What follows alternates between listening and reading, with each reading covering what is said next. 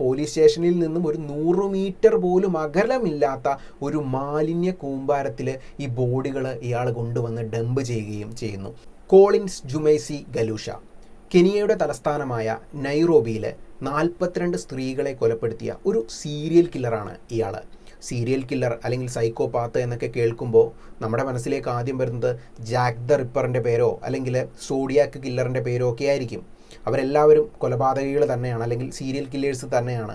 പക്ഷേ അവർ കൊലപാതകങ്ങൾ ചെയ്തിട്ടുണ്ടായിരുന്നത് വർഷങ്ങൾക്ക് മുൻപാണ്. ഈ ഒരു വ്യക്തിയുടെ കാര്യം അങ്ങനെയല്ല. ഇയാൾ കൊലപാതകങ്ങൾ ചെയ്തിട്ടുള്ളത് 2022 മുതൽ 2024 വരെയുള്ള ഈ ഒരു കാലഘട്ടത്തിൽ തന്നെയാണ്. അപ്പോൾ ഇയാൾക്ക് 33 വയസ്സ് മാത്രമേ പ്രായമുള്ളൂ. ഇയാളുടെ 31ാമത്തെ വയസ്സിൽ, അതായത് 2022 ഇയാൾ ആദ്യമായിട്ടൊരു കൊലപാതകം ചെയ്യുന്നത്. അവിടെയാണ് ഒരു സൈക്കോപാത്തിൻ്റെ അല്ലെങ്കിൽ ഒരു സീരിയൽ കില്ലറിൻ്റെ ജനനം ഉണ്ടാകുന്നത്. ഇയാൾ ആദ്യം കൊലപ്പെടുത്തുന്നത് സ്വന്തം ഭാര്യയെ തന്നെയാണ്. കുടുംബ പ്രശ്നമാണ് കാരണം. കുടുംബ പ്രശ്നത്തിൻ്റെ ഫലമായിട്ട്, ആ ഒരു ദേഷ്യത്തിൻ്റെ ഫലമായിട്ട് ഭാര്യയെ ഇയാൾ കൊലപ്പെടുത്തുകയാണ്. കൊലപ്പെടുത്തിയതിന് ശേഷവും ഭാര്യയോടുള്ള ദേഷ്യം തീരാത്തത് കൊണ്ട് വീട്ടിലുണ്ടായിരുന്നൊരു കത്തി ഉപയോഗിച്ച് ഭാര്യയുടെ ശരീരം ആ സകലം ഇയാൾ മുറിക്കുകയാണ്. അല്ലെങ്കിൽ ആ കത്തി ഉപയോഗിച്ച് മാരകമായിട്ടുള്ള രീതിയിൽ ആ ഒരു മൃതശരീരത്തിൽ മുറിവുകൾ ഇയാൾ ഉണ്ടാക്കുകയാണ്.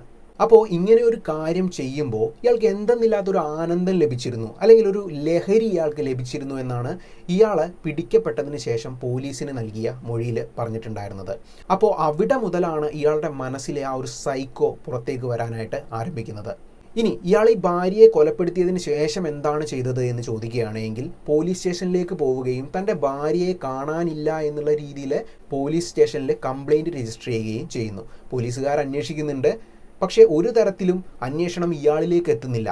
കാരണം പോലീസ് സ്വപ്നത്തിൽ പോലും വിചാരിക്കുന്നില്ല ഇയാൾ കൊലപാതകം ചെയ്തിട്ടാണ് ഇങ്ങനെ കംപ്ലൈൻറ്റ് ചെയ്തിരിക്കുന്നത് എന്ന്. അപ്പോൾ ഇയാളുടെ ആദ്യത്തെ പ്ലാൻ വളരെ വിജയകരമായിട്ട് പൂർത്തിയാവുകയാണ്. പോലീസിന് ഇയാളെ പിടിക്കാനായിട്ട് സാധിക്കുന്നില്ല. അവിടെ ഇയാൾക്ക് ഒരു കോൺഫിഡൻസ് ഉണ്ടാവുകയാണ്. അതായത് തൻ്റെ പ്ലാൻ വിജയിച്ചു, തന്നെ പിടിക്കാൻ പോലീസിന് കഴിഞ്ഞില്ല, അതുകൊണ്ട് തന്നെ ഇനിയും കൊലപാതകങ്ങൾ തനിക്ക് ചെയ്യാനാവും, ഇനിയും കൊലപാതകങ്ങൾ ചെയ്താലും തന്നെ പിടിക്കാനായിട്ട് പോലീസിന് കഴിയില്ല. അങ്ങനെ ഒരു കോൺഫിഡൻസ് ഇയാൾക്ക് ഉണ്ടാവുകയും ഈ ഒരു കോൺഫിഡൻസിൻ്റെ ഫലമായിട്ടാണ് പിന്നീട് അങ്ങോട്ടുള്ള കൊലപാതകങ്ങൾ ഇയാൾ ചെയ്തിട്ടുണ്ടായിരുന്നത്.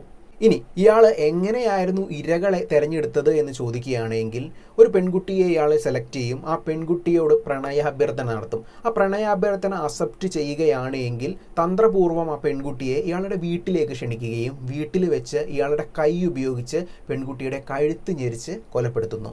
ഇനി മറ്റൊരു രീതിയിൽ കൂടി ഇയാൾ കൊലപാതകങ്ങൾ ചെയ്യുമായിരുന്നു. അതായത് ഇയാളുടെ വീട്ടിൽ നിന്ന് ഒരു റോപ്പ് പോലീസ് കണ്ടെടുത്തിട്ടുണ്ടായിരുന്നു. ഈ റോപ്പ് ഉപയോഗിച്ചും ഇയാൾ പെൺകുട്ടികളെ കൊല്ലുമായിരുന്നു. അപ്പോൾ ഈ 2 രീതികളായിരുന്നു ഇയാൾ കൊലപാതകത്തിനായിട്ട് ഉപയോഗിച്ചിട്ടുണ്ടായിരുന്നത്.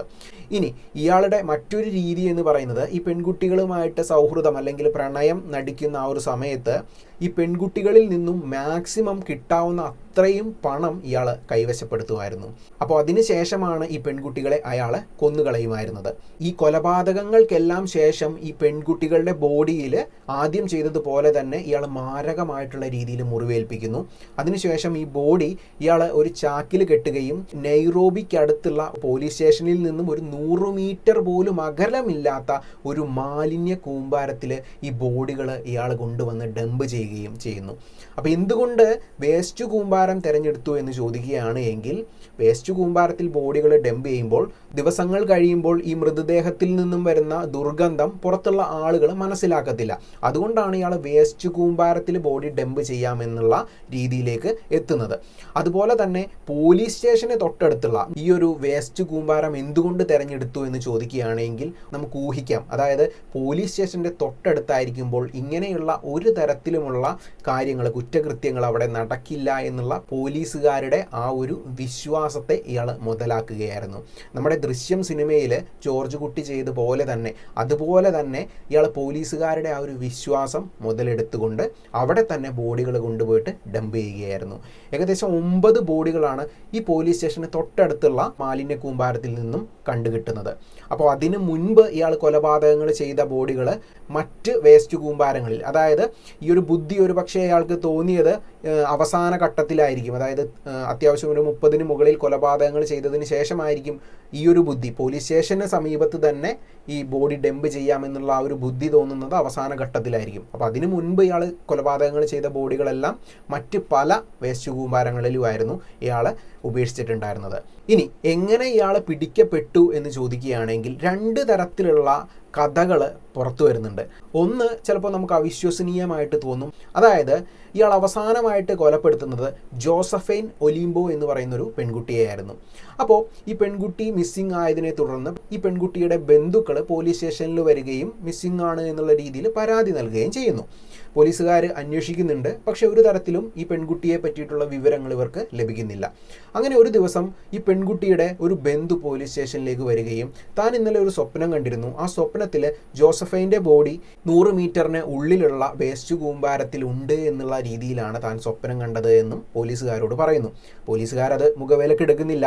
എങ്കിലും ഈ പെൺകുട്ടിയെ പറ്റിയിട്ട് ഒരു തരത്തിലുമുള്ള വിവരങ്ങൾ മറ്റെങ്ങു നിന്നും ലഭിക്കാത്തത് കൊണ്ട് പോലീസുകാർ എന്തുമാവട്ടെ എന്നുള്ള രീതിയിൽ സെർച്ച് ചെയ്യാനായിട്ട് ആ ഒരു വേസ്റ്റ് കൂമ്പാരത്തിലേക്ക് ചെല്ലുകയാണ്.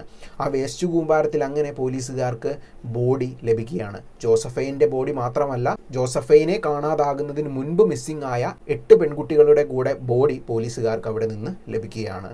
ഇനി ഈ ജോസഫൈൻ്റെ ബോഡിയിൽ നിന്ന് ഒരു ID കാർഡും പോലീസുകാർക്ക് ലഭിക്കുകയാണ്. ആ ID കാർഡ് കോളിൻസ് ജുമൈസി ഗലൂഷയുടെ ആയിരുന്നു. അങ്ങനെയാണ് അയാളിലേക്ക് എത്തുന്നതും അയാളെ അറസ്റ്റ് ചെയ്യുന്നതും. പിന്നെ ചോദ്യം ചെയ്യലിൽ അയാൾ കുറ്റം സമ്മതിക്കുകയായിരുന്നു. അപ്പോൾ ഇങ്ങനെ ഒരു വാദമുണ്ട്. ഇതല്ലാതെ മറ്റൊരു കാര്യം പറയുന്നത് എന്താണ് എന്ന് വെച്ചിട്ടുണ്ടെങ്കിൽ, ഞാൻ ആദ്യമേ പറഞ്ഞു, അതായത് ഈ പെൺകുട്ടികളിൽ നിന്ന്, ഇരകളിൽ നിന്ന് മാക്സിമം പണം ഇയാൾ കൈക്കലാക്കുമായിരുന്നു എന്ന്. അങ്ങനെ ഒരിക്കലെന്തോ ഈ പെൺകുട്ടി ഇയാൾക്ക് പണം നൽകുന്നത് ബാങ്ക് അക്കൗണ്ട് വഴി ആയിരുന്നു. അപ്പോൾ അതുമായിട്ട് ബന്ധപ്പെട്ട് ഈ പെൺകുട്ടിയുടെ അക്കൗണ്ട് പരിശോധിച്ചപ്പോൾ ഇയാളുമായിട്ടുള്ളൊരു ബന്ധം പോലീസുകാർ കണ്ടെത്തുകയാണ്. അതുപോലെ തന്നെ ഈ ജോസഫൈൻ്റെ ഫോണിൽ നിന്ന് നിരവധി കോളുകൾ ഇയാളുടെ ഫോണിലേക്ക് പോയിട്ടുണ്ട് എന്നും പോലീസുകാർ മനസ്സിലാക്കുകയാണ്. അങ്ങനെ ഇയാളെ ചോദ്യം ചെയ്യുകയും അങ്ങനെ ഇയാൾ പിടിക്കപ്പെട്ടു എന്നുമാണ് രണ്ടാമത്തെ വാദം. ഇതിലേതാണ് ശരി എന്ന് നമുക്കറിയില്ല. എന്തായാലും ആദ്യത്തെ നമുക്ക് വിശ്വസിക്കാനായിട്ട്, യുക്തിപരമായിട്ട് ചിന്തിക്കുമ്പോൾ വിശ്വസിക്കാനായിട്ട് ഇത്തിരി ബുദ്ധിമുട്ടുണ്ട്. പക്ഷേ അത് സത്യമല്ല എന്ന് പറഞ്ഞ് തള്ളിക്കളയാനും നമുക്ക് സാധിക്കില്ല. കാരണം നമ്മൾ അനുഭവിക്കാത്തത് എന്തും നമുക്ക് കെട്ടുകഥകൾ മാത്രമാണല്ലോ. അപ്പോൾ അങ്ങനെ നമുക്കത് തള്ളിക്കളയാനൊന്നും സാധിക്കില്ല. ചിലപ്പോൾ അത് സത്യമായിരിക്കാം, നമുക്കറിയില്ല. ഇനി രണ്ടാമത്തെ വാദം എന്ന് പറയുന്നത് ഈ ഒരു രീതിയിലാണ്. അപ്പോൾ ഇങ്ങനെയാണ് ഇയാൾ പിടിക്കപ്പെട്ടത് എന്നാണ് പറയുന്നത്. ഇനി ഇയാൾ എന്തുകൊണ്ട് ഈ സ്ത്രീകളെ മാത്രം കൊലപാതകത്തിൻ്റെ ഇരകളായിട്ട് തിരഞ്ഞെടുത്തു എന്ന് ചോദിക്കുകയാണെങ്കിൽ, ഇയാൾ പറഞ്ഞത് പുരുഷനെ അപേക്ഷിച്ച് സ്ത്രീയെ എളുപ്പത്തിൽ പരാജയപ്പെടുത്താനായിട്ട് അല്ലെങ്കിൽ തൻ്റെ ശക്തി ഉപയോഗിച്ച് കീഴ്പ്പെടുത്താനായിട്ട് കഴിയുമായിരുന്നു. അപ്പോൾ അതുകൊണ്ടാണ് സ്ത്രീകളെ ഞാൻ തിരഞ്ഞെടുത്തത് എന്നുള്ള രീതിയിലാണ് അയാൾ പറഞ്ഞിട്ടുണ്ടായിരുന്നത്. അതുപോലെ 18-നും 30 വയസ്സിനും ഇടയിലുള്ള സ്ത്രീകളായിരുന്നു ഈ 42 പേരും. അത്രയും വയസ്സിനിടയിലുള്ള സ്ത്രീകളെയായിരുന്നു ഇയാൾ കൊലപ്പെടുത്തിയിട്ടും ഉണ്ടായിരുന്നത്. ഇയാളെ ഇപ്പോഴെങ്കിലും പിടിച്ചത് നന്നായി, അല്ലെങ്കിൽ ഒരുപാട് കൊലപാതകങ്ങൾ ഇനിയും ഇയാൾ ചെയ്തേനെ. അപ്പോൾ എന്തായാലും ഇയാൾക്ക് മാക്സിമം ശിക്ഷ തന്നെ ലഭിക്കുമെന്ന് നമുക്ക് വിചാരിക്കാം. ഇയാളുടെ ശിക്ഷ ഒരു മാതൃകയായിരിക്കണം. ഇനി ഇങ്ങനെ ആരും ചെയ്യാനായിട്ട് പാടില്ല. ഓക്കെ, അപ്പോൾ എന്തായാലും എല്ലാവർക്കും നന്ദി.